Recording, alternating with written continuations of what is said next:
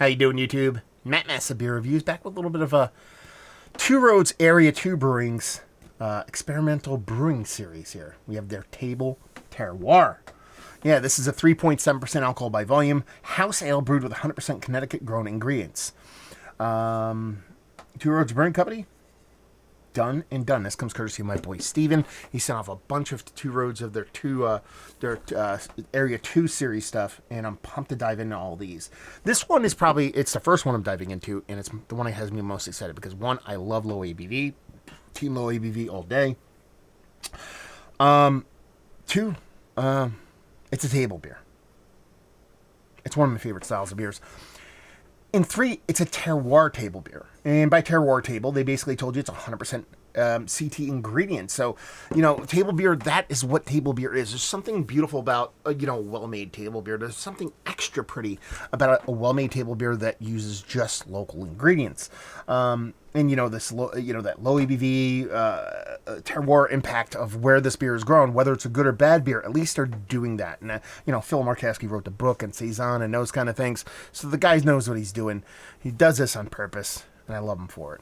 The biggest thing about this beer that I'm very, very curious about is Steven, the one who gave this to me. I don't know if I mentioned that already. I did. I forget a lot of times. Is where did he get this? And how much did he pay for it? Now, he sent me a bunch of Area 2. Throw that all in there, yeast and everything. He sent me a bunch of Area 2 stuff. So I'm assuming he went to the brewery.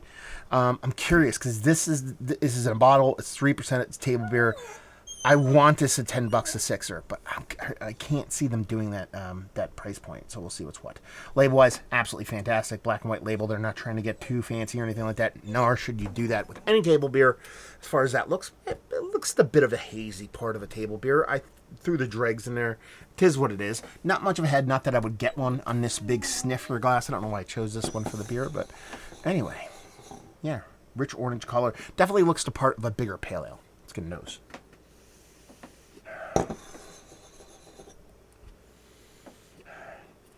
This is very malt forward in the nose. It's a light beer. It's not a heavy beer, but the most explosive part of this beer is that malt portion. Taco bean. Be quiet, bud. But there's something extra to it. I mean, they talk about 100% CT grown ingredients. I'm getting something cool that is outside of your base grain. Like maybe even like a little bit of spelt. Something a little bit different. It's a subtle roast. Something a little bit more, not spicy like rye, but a little bit kind of heartier, kind of nose on the malt. So soft roast, very soft. It's not a roasty beer, but it's a soft roasted malt. That's it. I mean, there's soft little earthy notes to the hops, very, very gentle. There may be even a small kind of minerality to the water. Outside of that, pretty much done and done. Let's dive in. Cheers.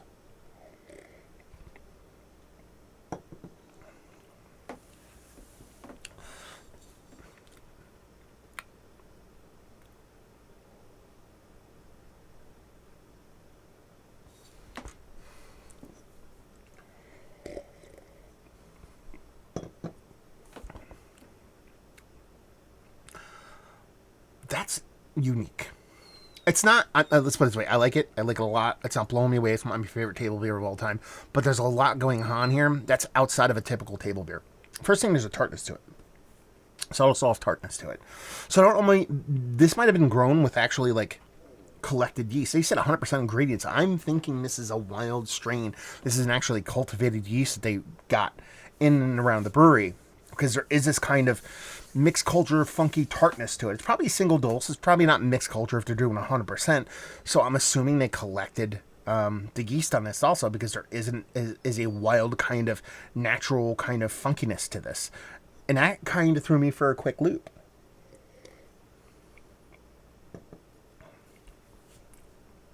Soft lemon characteristic of this beer. That again makes me think there's a little bit of kind of yeast, maybe naturally occurring Brett involved in this beer. The malt base is probably the biggest portion of the show here.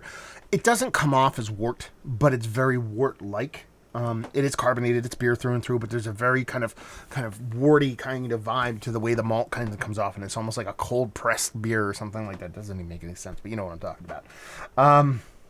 You probably don't, but I'll act like you do. And it drinks. The carbonation's relatively low.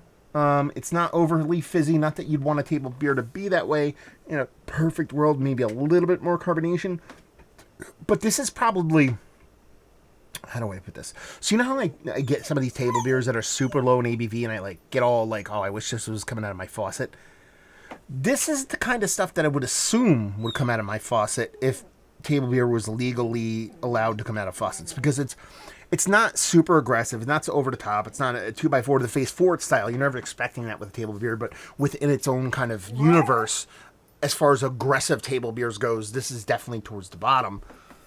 I like it. I like it in a very intriguing, kind of confusing way. Taco, stop it. I think I started letting him in this room when I'm doing reviews because a lot of times the wife is with the baby and she's upstairs, so I don't want him to be alone. And I think me talking into the camera makes him try to talk to me because he thinks I'm talking to him, maybe. Anyway. Yeah, I like it. I think it's fun. It's a fun beer. It's a fun, interesting beer, and I'm glad I really got a chance to try. Thank you very much, Steven. I'm trying to think if there's anything else I want to do before I'm done.